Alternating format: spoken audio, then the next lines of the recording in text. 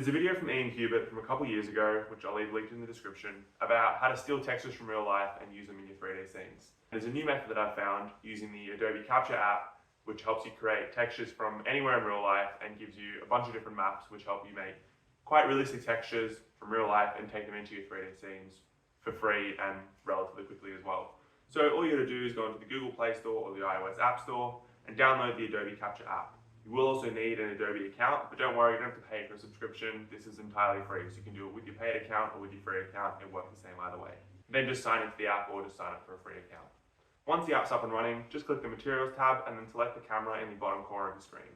Now just go up to any texture, object, asset, whatever you want in real life, hold the camera up to it, and you see a little preview come up on the screen, and just press capture when you're ready. You tap the screen to freeze the texture and see what it will look like in the default sphere. Just make sure there's not too much shadowing and not really any reflective natures or anything super bright or blown out, because you want it to be like as flat of a texture as possible so you can use it in your scenes, in as many scenes as possible. If you do shadows and reflections, it'll make some pretty weird results that won't work properly, especially when it comes to the tiling stage later.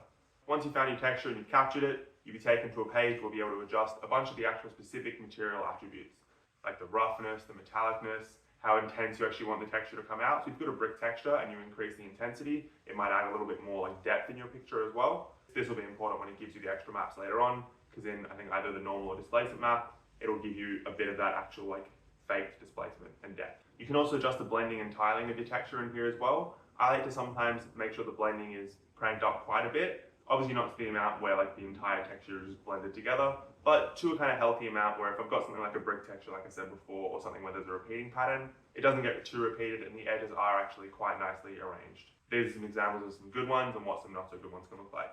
You can also select the crop button and adjust the actual selection area of your material that you want. So say there's like a little bit of an imperfection and you don't want to go back and retake the photo, you can just crop this out as well. Here in the app, you can also see what it looks like on other objects. So it's got a bunch of test objects like a cube, a sphere, a handbag as like a test asset as well. You can kind of see what your texture might look like in a little preview setting on these different assets.